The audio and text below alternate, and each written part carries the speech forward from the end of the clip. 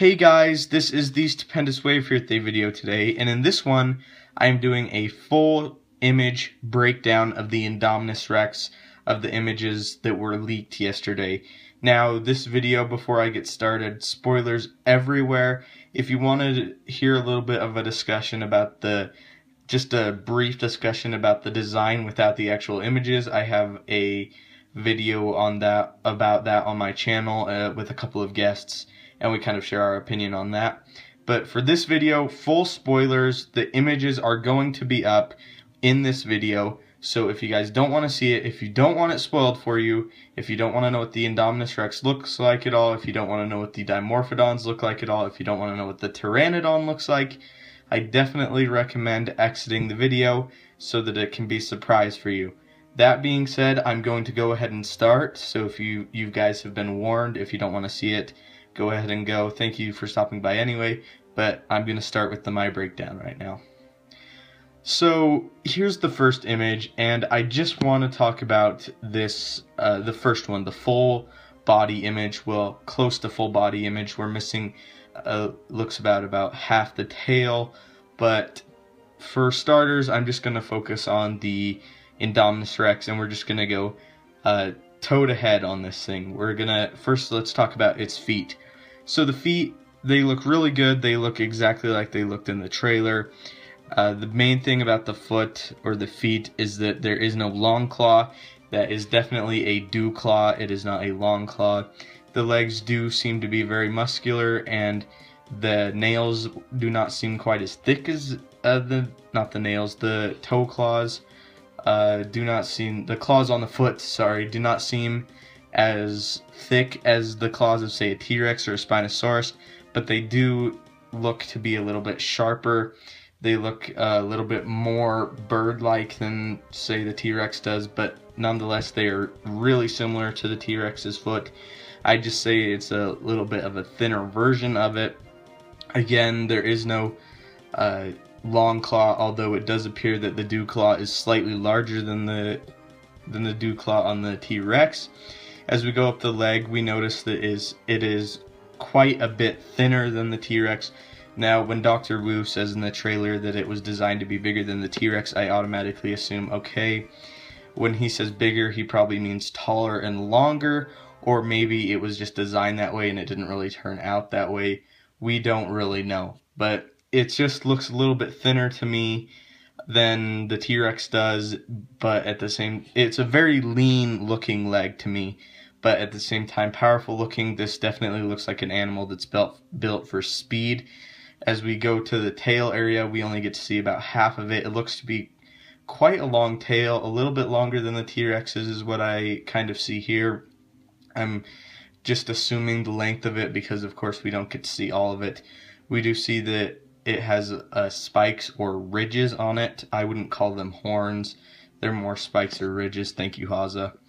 And the tail does appear, at least to me, to seem a little bit longer than the T-Rex's tail, and the ridges or spikes do look like that they're going all the way down the tail to me. So as we move up on the back, we see that it gets a little bit thicker, not much, but it's still a pretty lean animal. This is definitely an animal that's built for speed, it looks like to me. It gets a lot of that from the Velociraptor. We know that the Velociraptors are highly lean animals, and that has definitely carried over with the Indominus Rex. We again see the ridges. That it looks like there's about 3 rows of ridges, maybe 3 to 5 rows of ridges, and it does appear that they stop as you go farther down the side of the Indominus Rex, but nonetheless the ridges are there, and they look to be extremely sharp. I mean, if you threw your hand on one of those, it looks like it would really hurt. As we move down the arm, now this is probably one of the most interesting things about the Indominus Rex. We see that on its, not its shoulder area, on its elbow area, it looks like a mixture of its spikes and like feathers. To me, it looks a little bit more like feathers than it does like spikes, but they still seem to be pretty solid. Not like the regular feathers. I would compare them to the feathers on the male Velociraptor in Jurassic Park 3, only they seem to be a little bit longer. And then we see that from the elbow down to the arm, it carries on. There are little feather slash ridges carrying all the way down to the base of the hand is what it looks like. Now for the hand, really interesting. It looks like it has 3 front claws and 1 back claw. Now that back claw, if you can see it, it is really interesting because it almost looks like a thumb, and that's pretty crazy. If you look at the left hand, or the right, the hand to the right, it looks like it does have another possibly thumb right there, like a claw that looks similar to a thumb, which is really interesting because we know that velociraptors don't have those, and T-Rex definitely doesn't have those.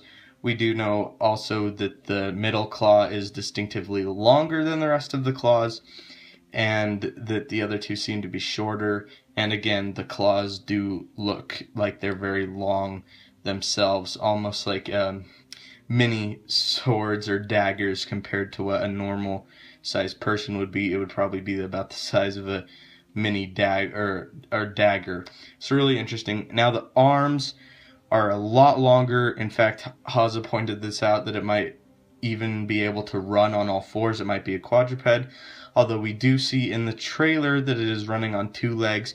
It is probably possible that it can run on all fours, although I do assume that it will be only running on 2 legs.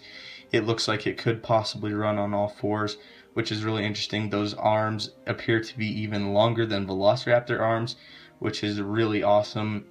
Again, with the coloration, it's a whitish gray color. It's not all white and it's not all gray. It's a whitish gray color, and it looks to be distinctively wider along the top of the body, and then it seems to get darker as you move down to the arms and the legs. So now that we've analyzed the legs, the body, and the arms, let's go ahead and move on to the neck and the head area. Now the neck, to me, it seems longer than the T-Rex's neck, which is really cool. Again, the spikes continue, although the spikes seem to have a little bit more rows carrying down the neck. It looks to go down about halfway down the neck, as opposed to the body's spikes, which only go down about 1/3. But on the neck, they appear to go about halfway down. Again, that throat area looks really long, and then what looks to be similar to the feather slash ridges on the elbows seems to be along the center of the head, starting about halfway back from the head and then moving backwards. And again, we see in the other image that the spikes are there as well, and there's just a whole lot of spikes and everything, and it looks like the head definitely is a little bit rougher than the rest of the body, and there's that little indentation along the snout, which is really cool, and the eye seems to be indented just a little bit. And we see on the very top of the head 2 things that are clearly the largest spikes or ridges on the Indominus Rex. I wouldn't say that they're quite the size of horns, but they're definitely the largest and most prominent ridges on the whole body of the Indominus Rex. They're about halfway back on the head, and then down the snout there does not appear to be any more ridges. We do see that there are slits in the nose, really cool, and the eye, of course, a red eye, like a dark red, almost like a blood red eye, and then the one black slash in the eye. So now that we've done kind of like the top head area, let's go ahead and move into the mouth. Now this is really interesting because in the first image we see that this Indominus Rex's mouth is open, way larger than any other dinosaur we've seen so far. This leads me to believe that it may have a detachable jaw from the Death Adder snake. It looks like it definitely can open its mouth a great deal. If you look at the tongue, it does not appear to be a snake tongue, which a lot of people have speculated it would be, and I do like that design little addition that it is not a snake tongue. It just looks like a regular dinosaur tongue, although it is pretty thick. It looks to be a thick tongue. Again, the pinkish area inside the mouth, and the teeth look to be pretty far apart, more far apart than the T-Rex's teeth, and they vary in size. The longer ones seem to be in the front, and then they get shorter as they go in the back, with a long one in the back thrown in there every once in a while. but really awesome. And a lot of people, the main complaint I've heard is that the lower jaw they don't like. They think it's too long, and I can kind of see where that's coming from, but at the same time I really don't mind it. I think the lower jaw looks awesome. I think that the snake edition, being able to detach its jaw and to have it be able to move its jaw down that far is just incredible. It's going to make it be able to bite onto different animals really well and to just bite up people really quickly. So I think that just about covers the Indominus Rex. Let's go ahead and briefly talk about the Pteranodons and the two Dimorphodons. This is not a full breakdown of them. I just want to kind of go over them. Excuse me.